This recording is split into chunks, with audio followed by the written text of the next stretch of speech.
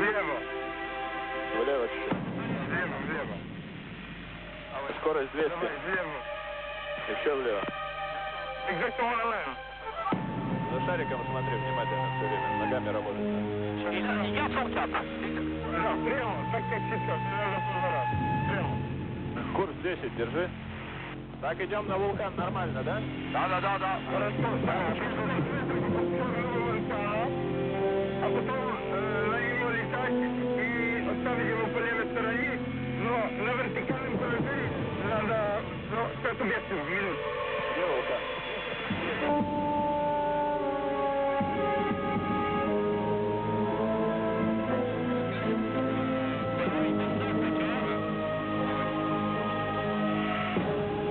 Айгар, надо еще раз сделать, но надо раньше. Все время ногами работай.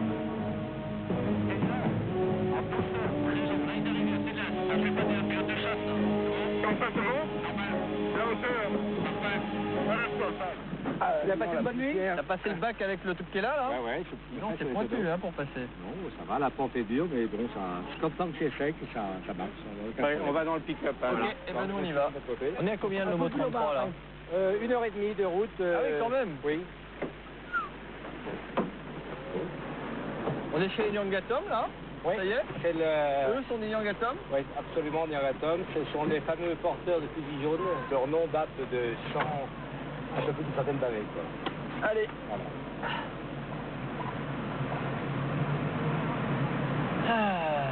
Attention gamin.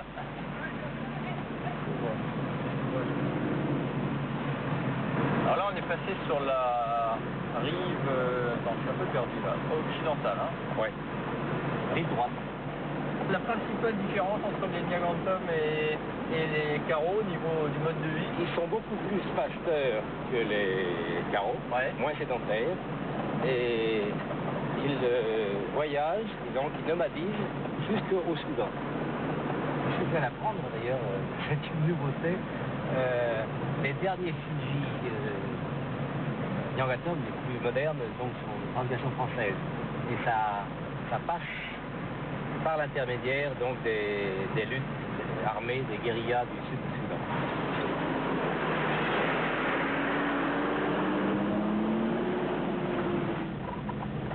Et là, le Lomo 33 est sur quel territoire? Toujours Nyangatom. Oui. Bien, on va faire les principaux gisements. Là. On a fait Unifora. Oui. Après, on va aller sur la Wash. On a découvert Lucie et les autres, et les siens.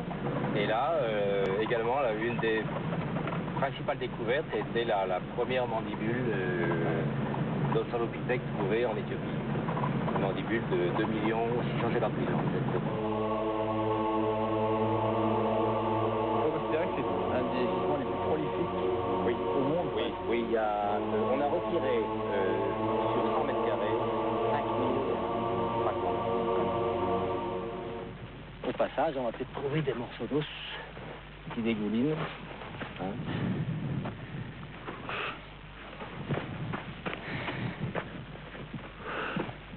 Bon.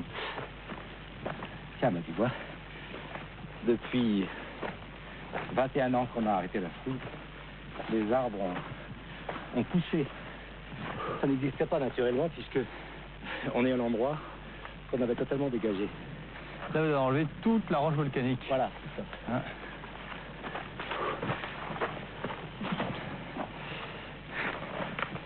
Voilà la dernière partie, la dernière couche de tuf, tu vois, elle est là. Donc ça n'a pas été enlevé exprès pour que les paléontologues futurs puissent trouver dessous, c'est-à-dire à 70 cm, les fossiles en place. D'accord. Là, on est à combien de millions d'années, là? 2 400 000. Ah. Qu'est-ce qu'on a trouvé pêle-mêle ici? C'est un échantillon de la faune, disons, on peut dire, Petit arbre de Noé, quoi. Voilà, un échantillon de la faune de l'époque d'il y a 2 400 000 ans. Et alors, il y avait naturellement également l'Australopithèque qui vivait. Et sur cette surface, tu vois, qui fait peut-être, la surface dégagée faisait un peu plus de 100 mètres carrés, nous avons trouvé une vingtaine d'hominidés. Bon, on explique cette accumulation de fossiles. Ça veut dire qu'il y a autant d'animaux et d'australopithèques qui sont venus mourir ici? Non. Ou c'est parce que Non. le fleuve a charrié tout ça? Voilà, c'est surtout dans ce cadre-ci. Ces sédiments d'ailleurs correspondent à des sédiments de fleuves qui ont été charriés, qui ont été effectivement charriés par la rivière. Et à un moment donné, le fleuve faisant un méandre, on peut faire un dessin. Le fleuve fait un méandre comme ceci, et le courant venant dans ce sens-là, ici, se sont déposés des os sur entre 10 et 20 cm. Et soudainement, il y a eu une éruption volcanique qui a piégé cette lentille d'os. C'est quand même pour vous, géologue et paléontologue, un site de prédilection, parce que je rappelle que pour qu'il y ait fossilisation, il faut quand même une conjonction de facteurs. Hein, c'est pas évident. C'est pas parce que même un animal meurt dans une rivière que pour autant il va être fossilisé. Mais là, ça, plus le fait que ces archives se soient ouvertes, et que tout d'un coup ce livre se soit ouvert au regard des paléontologues récents et contemporains, c'est quand même une sacrée chance. Oui, à mon avis, il y a moins d'une chance sur 10 000 pour qu'un os puisse se conserver d'abord et ensuite se révéler de nouveau à la surface. On peut considérer qu'ici, on est dans le plus grand des cimetières anciens, quoi. Ah oui, sûrement. Ça, c'est en place. C'est encore en place. Ça, c'est quoi? C'est la dernière couche. Ah, écoute, je vais sortir mon petit couteau. Ah, on va peut-être faire une découverte. Hein? Donc, il y a un os, un morceau, un fragment d'os long, mais c'est très fragile. C'est-à-dire que normalement, tu vois, un os comme ça, on ne va pas plus loin. Hein, on le laisse dans sa gangue. Oui, non, ou bien on met un emplâtre par-dessus, ou alors on l'imbibe de colle, on laisse sécher et on continue à le couler. Après, d'accord. Là, si je continue, tu vois, je risque de le faire éclater. Donc, on le laisse tel qu'il est, et on ne saura pas encore aujourd'hui ce que c'est.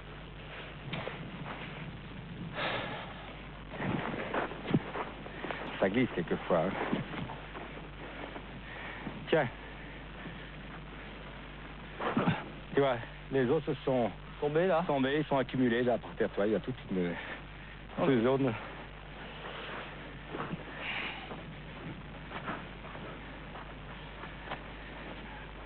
Il y a beaucoup de pièces là. Bah oui, tu vois, il y a même un fragment de défense d'éléphant. Ça là? Là, oui. Bon, c'est très érodé, évidemment, mais c'est de l'éléphant. Il y a aussi... Ça, c'est un morceau d'os long, de girafe, probablement. Hein, ça aussi, tu vois, c'est un fragment d'humérus, cette partie-là. La poulie du bras. Ça? Ah là, excuse-moi, je ne peux pas déterminer. C'est rien, alors. Oui, c'est vraiment un bout indéterminable. Voilà, tu verras ce qu'il dira. La pêche est bonne? Pas mal. Bon, j'ai pas eu le temps de prospecter beaucoup, hein. Marquet, il n'y a pas beaucoup de mérite ici. Tu peux pas faire un pas sans marcher sur des ossements. T'as vu beaucoup d'os? Beaucoup, ouais. Pas beaucoup d'australopithèques pour l'instant, mais... Non, ça c'est plutôt rare, hein. Vous avez tout piqué.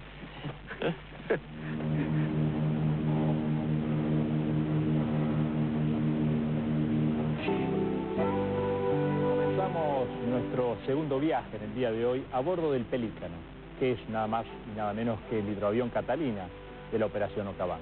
A bordo de él, Nicolau Hulot se dirige hacia Addis Abeba, la capital de Etiopía, y las montañas al norte de este país.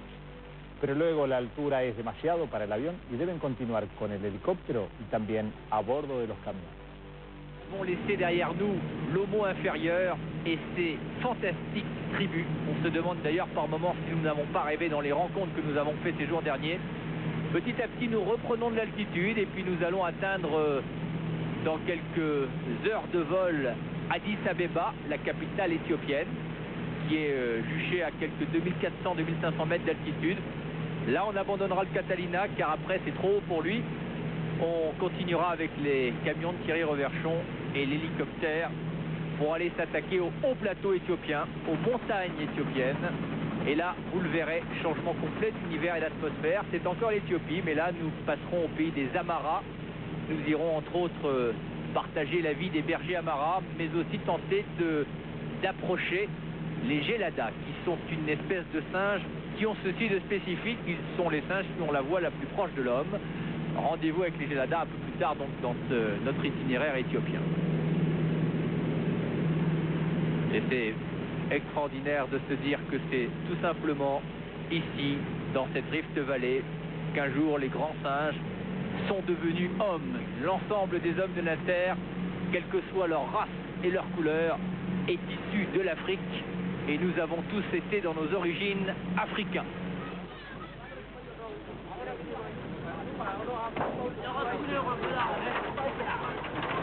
Luego de dejar el Catalina en el valle, se reaprovisiona el helicóptero para viajar junto a los camiones a las montañas etíopes y al país de los Amagas.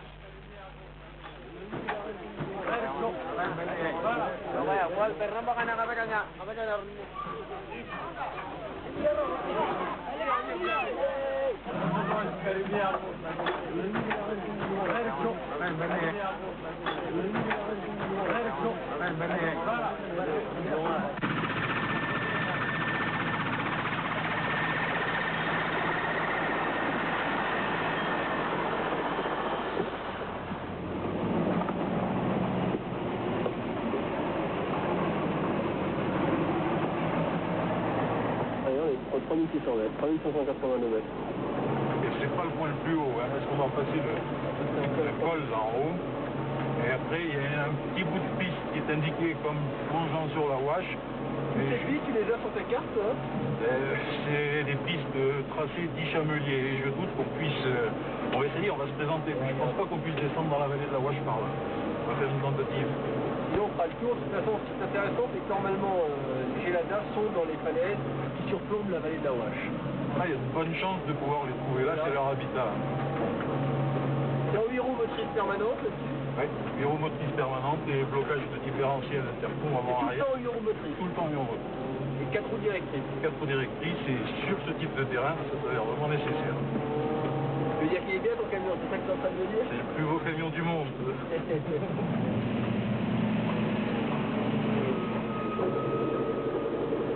Ouais, ça va passer.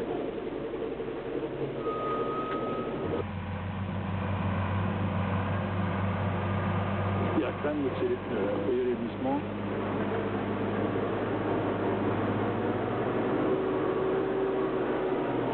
Alors là, ouais.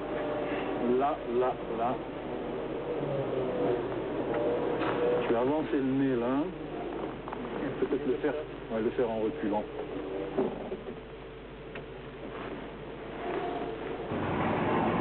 A pesar de la gran potencia y tracción de los camiones, llega el momento en que el terreno se torna tan escarpado que es imposible seguir avanzando con los vehículos.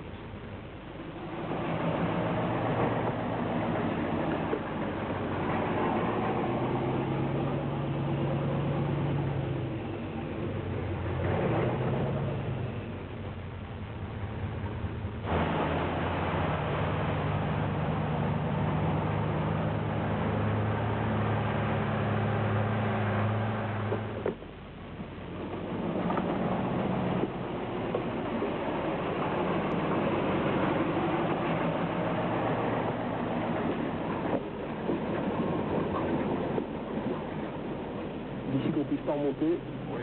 C'est pas escabreux, on peut déjà avancer jusqu'ici. Là, on va regarder. Si ce serait éventuellement on pourra se dégager. Je vais être tendu s'il y a une piste là.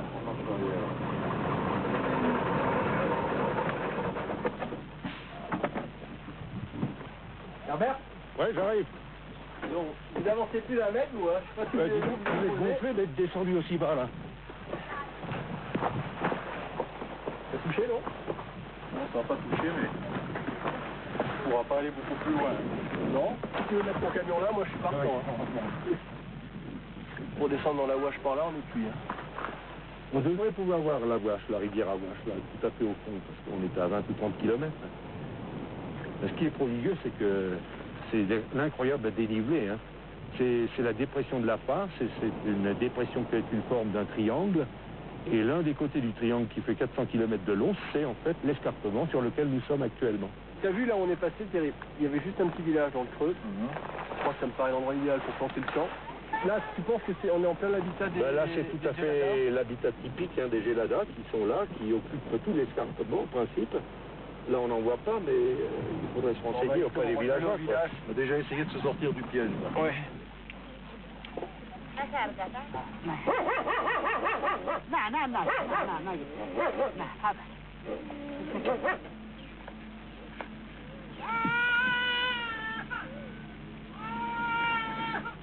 Incroyable ce village. Incroyable.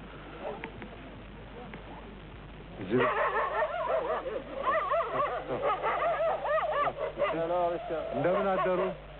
ደህና አደሩ አባባ? እንደምን አደሩ? ደህና አደሩ?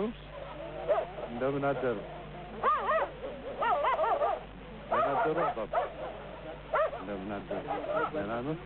እንደምን ነው? ጤና ይስጥልኝ። ጤና ይስጥልኝ። ጤና ይስጥልኝ። You think he is the chap to help us to find the gelada? Yes. Il est la personne qui va nous aider à... Oh, አባባ አንድ ጊዜ እናስቸግሮት እዚህ አካባቢ ጀላዳ ዝንጀሮዎች አሉ ይባላል። ሰብል እየዘራን አማራ ህዝብና ጀላዳ ሰብል ስንዘራ እየጠበቅን አብሮ አንድ 2 ሰዓት ከቆዩ በኋላ እኛ ያረፍንበት አካባቢ ይመጡልናል። ካምፕ አካባቢ C'est possible? Yeah. Ok. How far? Half an hour. Une demi-heure de marche.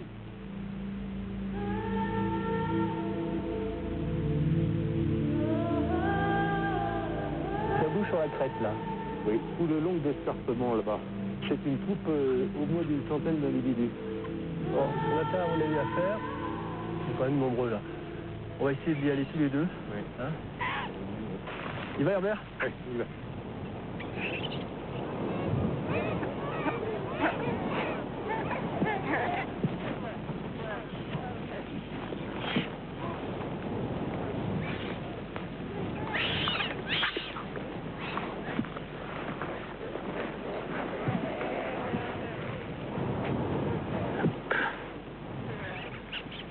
Faut que je reprenne mon souffle tout de suite.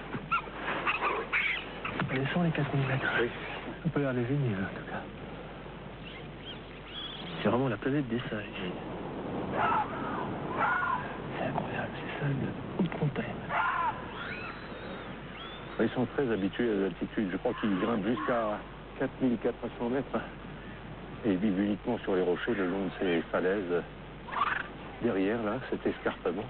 Pour nicher, sans doute la nuit, et puis le jour pour se nourrir et viennent fourrager dans les cultures. Et sinon, ils mangent que de l'herbe, des graines, quelquefois des fruits s'ils en trouvent. Oh, t'as vu les incisives? Ah, les canines sont terribles. Je veux dire qu'ils te percent un bras. En fait, ce sont des singes qui sont très sociaux. On a devant nous juste un groupe familial, un seul mâle, plusieurs femelles, le harem, et les petits. On est cerné, je crois, Herbert.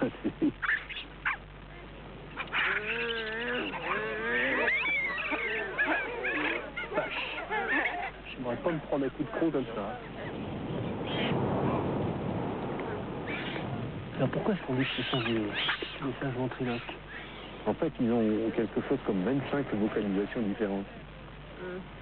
Alors évidemment, certaines de ces vocalisations se rapprochent un peu de la parole humaine, mais en fait c'est très différent. La parole humaine, le langage articulé, c'est quelque chose de totalement différent dans son mécanisme. Les singes, en fait, ne possèdent pas le langage articulé parce que le larynx, si tu veux, cette partie en dessous de la bouche est beaucoup trop haute. Chez nous, le larynx est en position assez basse. C'est comme ça d'ailleurs que vous faites la distinction dans les fossiles entre ce que vous appelez les australopithèques. Oui, oui, oui, exactement. On est quasiment certain que les australopithèques et les homos, effectivement, les australopithèques ne possédaient pas de langage articulé parce qu'on est quasiment sûr que le larynx est en position élevée, comme chez les bébés humains d'ailleurs. C'est pour ça que les bébés humains ne parlent pas, parce que le larynx est encore en position élevée. Les géladas, on les trouve vraiment que dans cette portion entre Addis Abeba et l'Érythrée. Oui, uniquement le long de l'escarpement, donc nord-sud, sur quelques 100 km à peu près. C'est les seuls geladas de toute l'Afrique.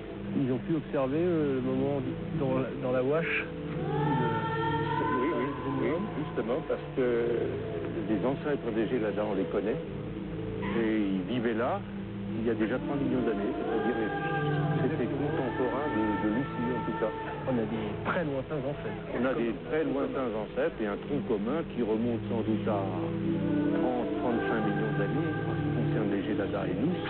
Et puis beaucoup plus près de nous, si tu veux, notre plus proche parent, c'est le chimpanzé.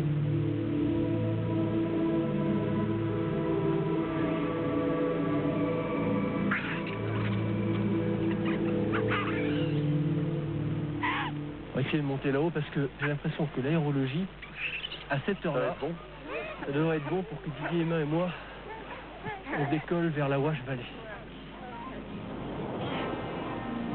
Regarde là, il y en a un qui découvre juste sur la crête, là-bas.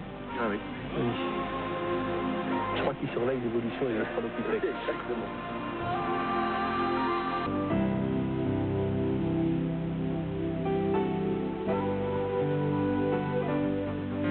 Cuando la Operación Okavango llega en este tramo del recorrido al Valle de Awash, Nicolau Hulot no puede con su genio. Es un amante de volar en ultraliviano, en ala delta o en parapente, un parapente equipado con motor en esta ocasión. Vamos a ver si logra volar encima de estos hermosos valles a pesar del viento que está soplando en este momento.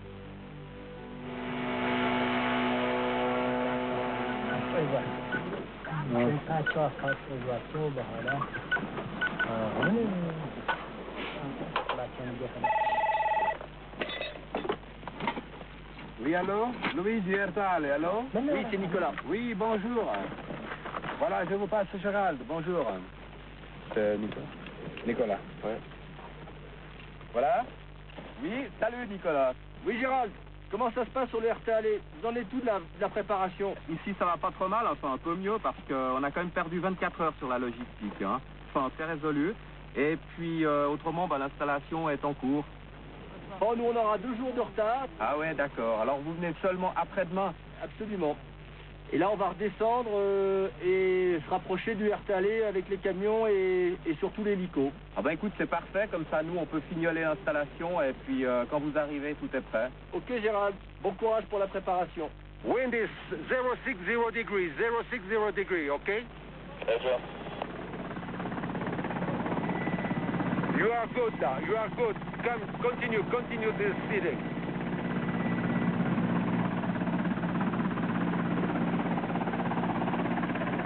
Vous arrivez à voler dans ces gorges, c'est absolument superbe. C'est somptueux, on décolle, la petite vallée et... C'est comme site de décollage. C'est jouable, c'est jouable. D'accord, c'est ce qu'on va faire, on va faire partir l'Unimog avec Herbert. Ensuite de quoi il ira vous attendre, on vous donnera un point GPS. Et puis quand ils seront prêts là-bas sur place, on vous fait décoller et puis vous les rejoignez. Ça fait combien de kilomètres en gros? Sur le plateau? Ouais. Sur le plateau, il y a à peu près 15-20 km. 15-20 km? Ça va pour combien de temps toi? Normalement, si on n'a pas trop de vent de face, c'est une grosse demi-heure quand même. Ok, bon, on va prévenir Nicolas.